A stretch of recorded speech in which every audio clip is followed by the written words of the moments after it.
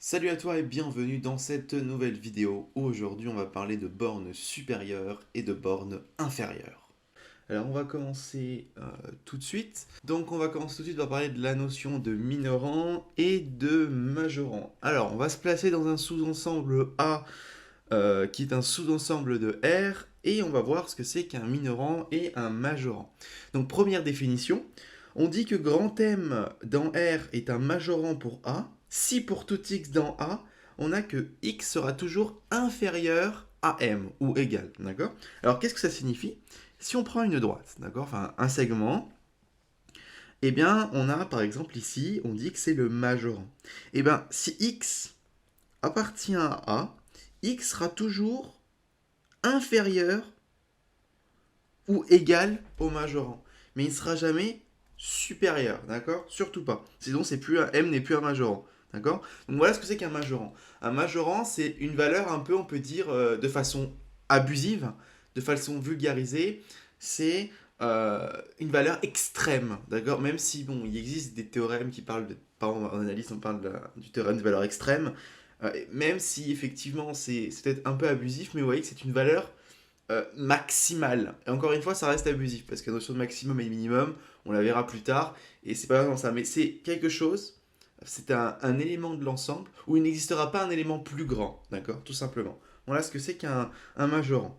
Maintenant, on peut parler aussi, donc, pareil, du minorant. On dit que petit m dans R est un minorant pour A, si pour tout x dans A, on a que x sera toujours plus grand que m. Et bien, c'est exactement pareil.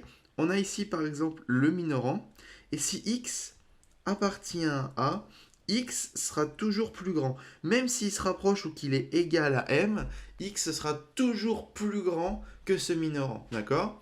A contrario du majorant, le minorant, c'est la valeur la plus petite de l'ensemble. En fait, la définition est qu'il n'existera pas une valeur plus petite que petit m dans cet ensemble.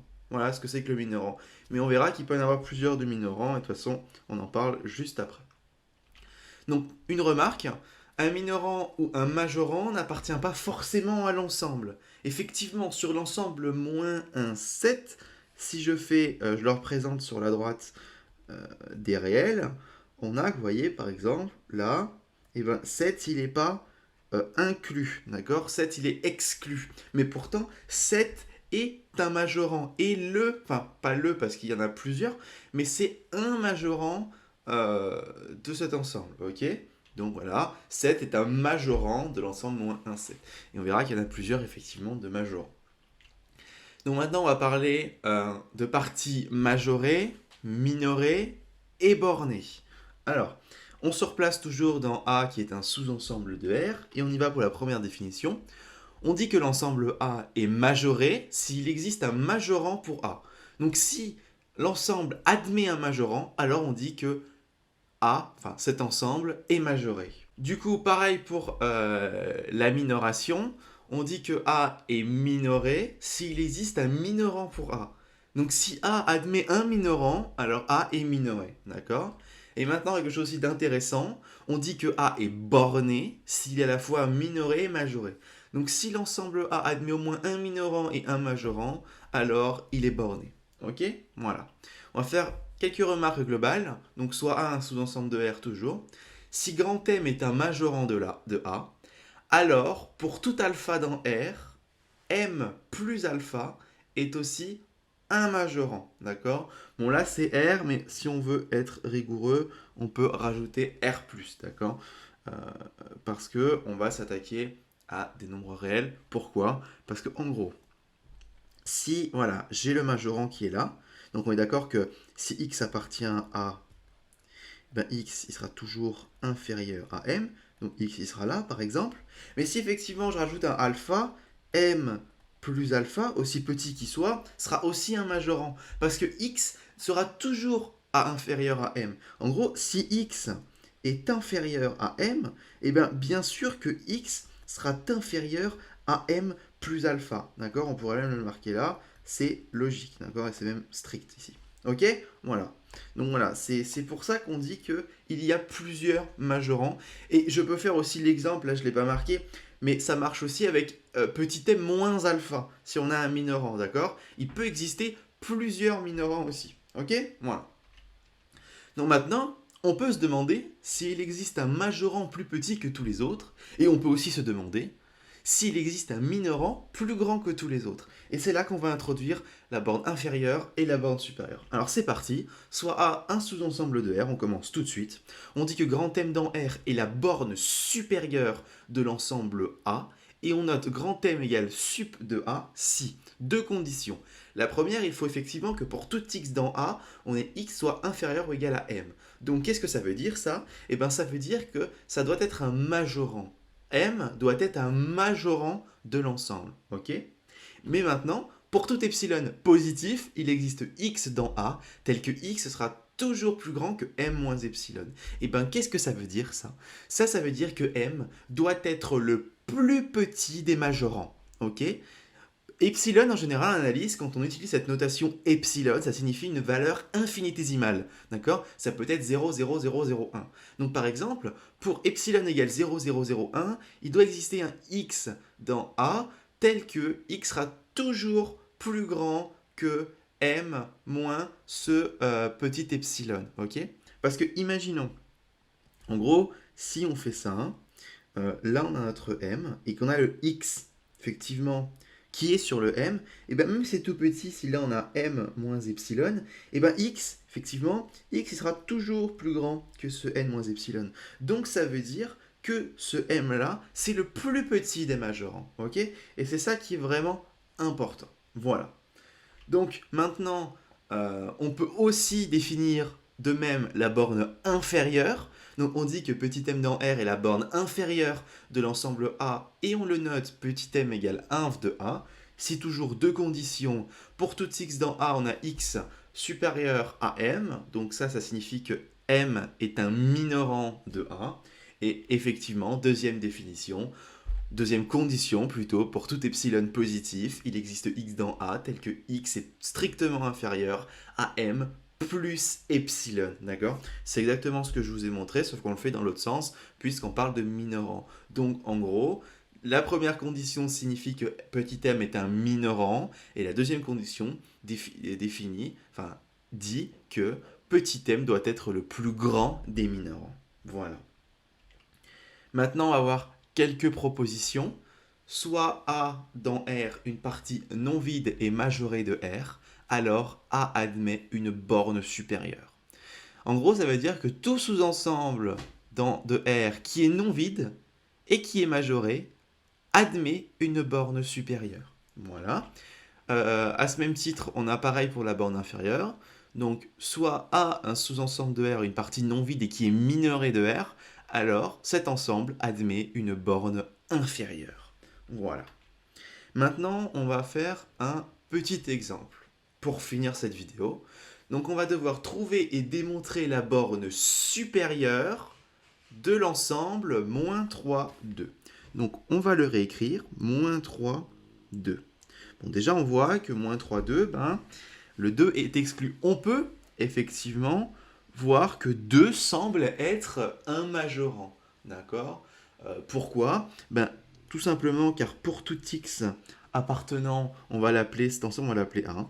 Pour tout x appartenant à A, on a que x sera toujours plus petit que 2. Et là, c'est strictement, puisque le 2 est exclu. Donc forcément, 2 est un majorant. D'accord? Donc on va le noter. 2 est un majorant de A. Je marque un majorant parce qu'il y en a plusieurs. Ok? Bon. Maintenant, on veut montrer que c'est la borne sup. Bon, effectivement, on va l'appeler M, on va marquer que c'est 2. Et c'est forcément là, intuitivement, la borne sup de A, mais il faut le démontrer. D'accord? Eh bien, c'est très simple. Puisque 2 est un majorant de A, eh ben, on va utiliser maintenant le epsilon. Donc, on va prendre, je vais vous expliquer pourquoi on fait ça, pour epsilon compris entre 0 et 10. Eh bien, on n'a que quoi?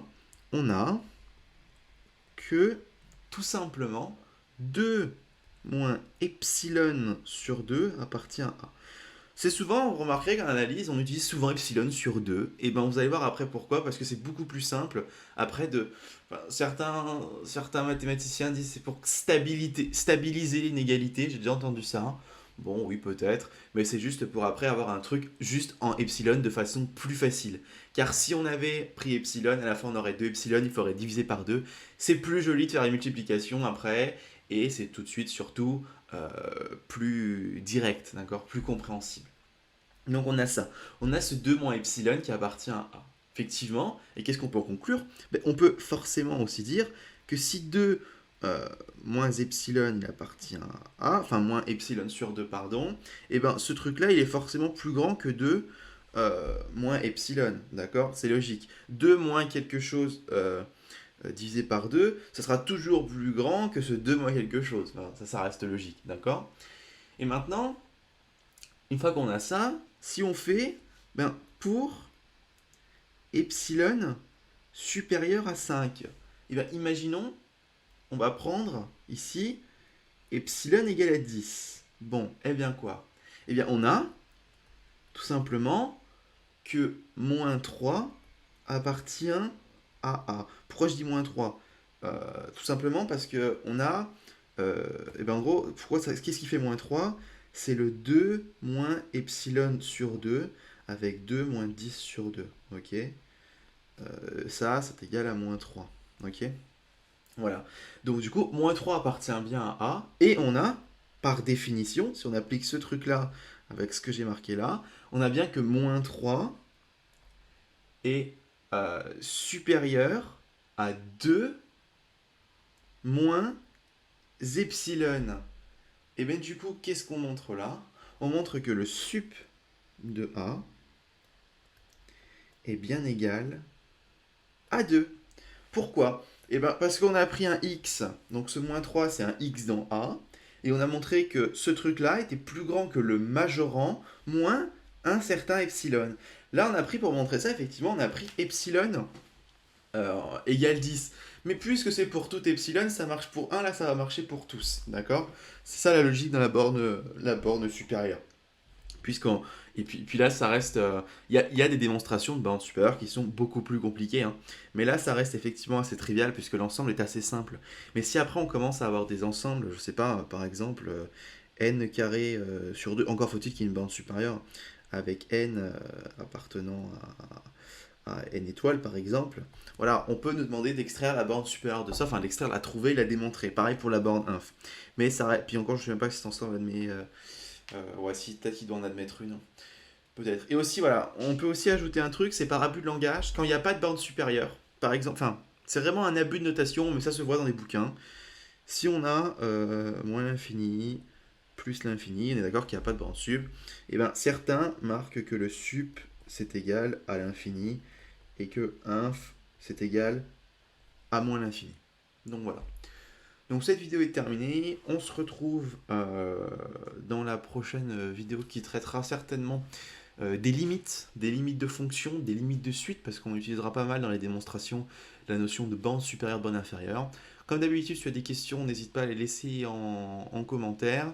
Je te mets quelques infos dans la description, ainsi qu'un petit exo certainement, où tu peux effectivement t'entraîner, mettre la réponse dans les commentaires, à démontrer qu'un ensemble admet une borne sup et une borne inf, et il faut la trouver et la démontrer.